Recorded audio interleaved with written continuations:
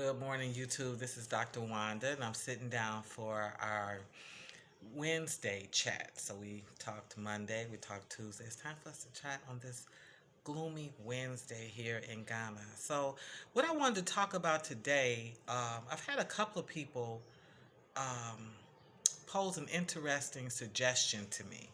And that suggestion has been that first of all, I've gotten beautiful compliments about enjoying the content, the quality of the content, really learning from the content, and to continue on at that pace. And so I'm beyond flattered and I'm happy because when I started this, which I've had this YouTube channel for quite some time, but I never really did anything with it. I was always far more focused on my podcast, which is Beyond the Surface Radio. And I did the podcast like religiously, for I want to say at least 4 years. And then I sort of began to, do some other stuff. So what's interesting is, well, actually, the other stuff is I fell in love with Africa, to tell the truth. But what's interesting is I get a lot of people who say, you should get in touch with Wodamaya or someone else because if you do that, you can have an interview and you will get a lot of subscribers. And I actually have a beautiful friend here. Her name is Yolanda Muhammad, and she had an interview a couple of years ago with him, and that's exactly what happened. A whole bunch of subscribers were driven to her program. Uh, and I think that's beautiful. I think that's interesting. It's actually not what I'm trying to do. Okay.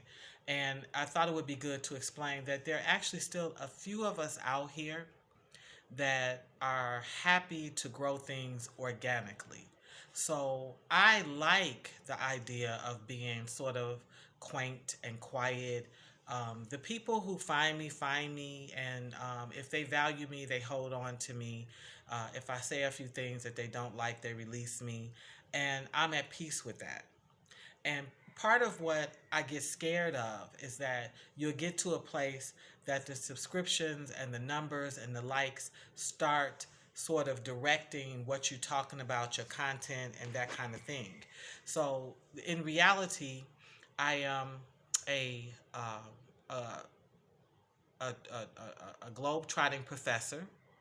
I am a PhD. I'm an academic. I am an expert at professional studies and education. I'm a long-time outreach worker. I believe in boots on the ground, human contact, like one human depositing themselves into another human. Um, I am a master teacher. I am a long time teach the teacher educator. So I get joy from um, learning something and teaching another teacher how to teach it. I got all these other parts to myself. I'm a bibliophile. I collect books. I'm a library planter. You don't know me on a personal level, but anybody who does know that I'm a mean dancer. I cut the rug. And I don't play. And I do various things from everything from hip hop, funk to I got me a mean mambo. I definitely got me a mean mambo. I do liturgical. I was a long time liturgical dancer. I have that part. I am a published author, a 4 or 5 time published author. Um, some of it, I'm a closet poet.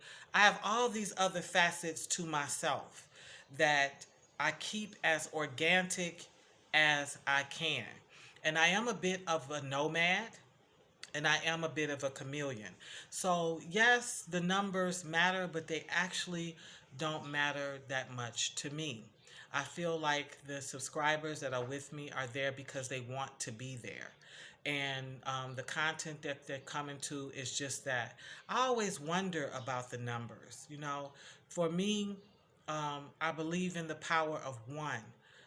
One human being leaving and living an impactful life, and and really sort of I don't know, planting a legacy that speaks on even when they're not here. So, for example, Patrice Lumumba from the Congo. How am I saying his name? Here we're talking about somebody assassinated in '64. Like Malcolm X. I think about the various people that I admire that never had YouTube, that never had a blog, that never did any sort of Zoom, that never had Facebook or Twitter, and they somehow managed to leave this huge impact on the world.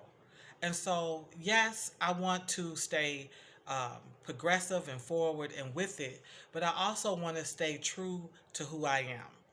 I don't want to get into this space where I cut on this camera and I say, hey, yeah, if you like this channel, like and subscribe. Push the like button right now and subscribe. Yeah, blah blah blah. I don't want to do that. I just want to cut the camera on and give you, for that moment, the best of what I have in me, the best thought, the best idea, the best knowledge, the best wisdom, and I leave the rest on the dance floor. I don't want to do that. So he's an amazing man. I follow Waldemar. I follow a lot of his videos, his journey, and that's his journey.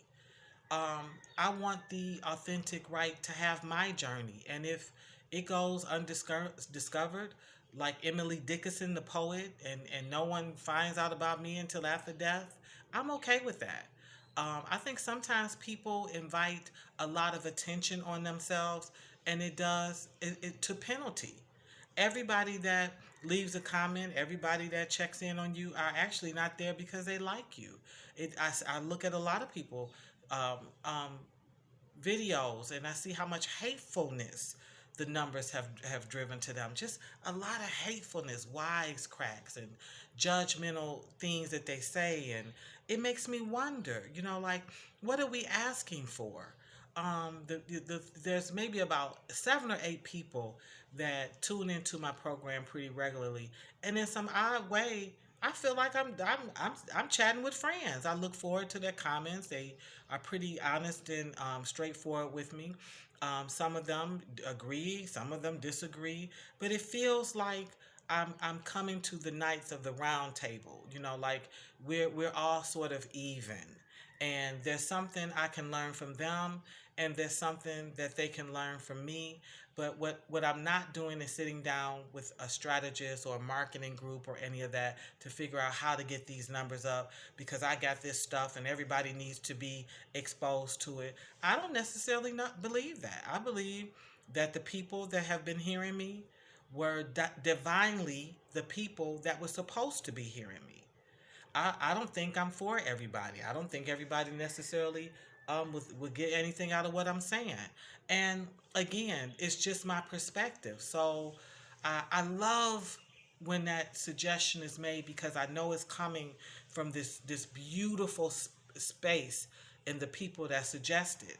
But I have to be honest, even when I was active with my podcast and at different times, I'm an educator activist. I've been on the forefront of fighting for educators to get respect in terms of income and retirement packages and better treatment at the collegiate level as well as high school. I've been out there fighting a long time. And when people come to me and say, "Oh, if Oprah got a hold of this, why Oprah got to get a hold of this? What was life before there was Oprah? Was everybody and their mama trying to get on Phil Donahue? Like, stop it. No, you just got a hold of it.